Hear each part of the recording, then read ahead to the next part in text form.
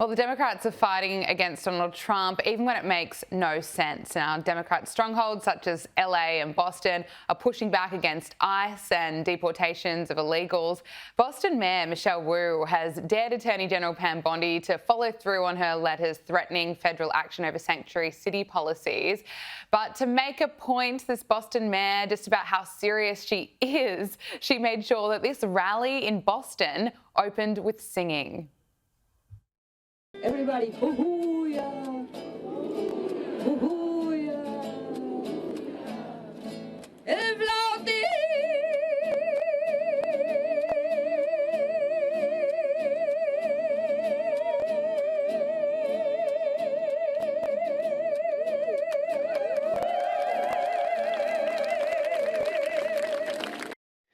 CJ, I have to laugh. What is it with the Democrats and singing? At so many protests we see this being used. Is this really helping their cause?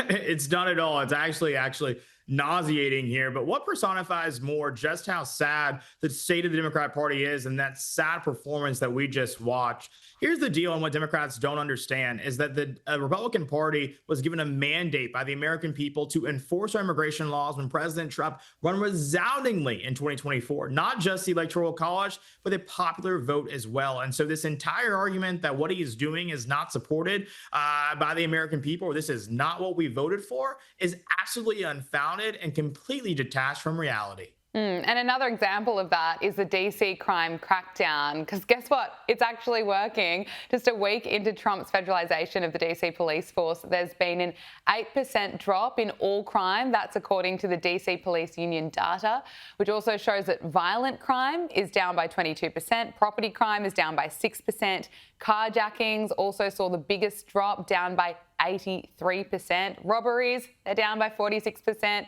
Car theft down by 21%, which is so strange, CJ, because I thought the Democrats told us that DC didn't have a crime problem, but even MSNBC is struggling to find residents that's going to suit their narrative because locals are actually feeling a lot safer. Look at this. I feel safer. I do. It doesn't bother me at all. I just feel more military police presence there are. I just feel like I'm more inclined to be downtown more often than I usually am, especially in the evenings.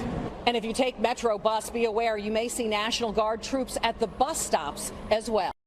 CJ, isn't it weird? More boots on the ground. It actually improves safety.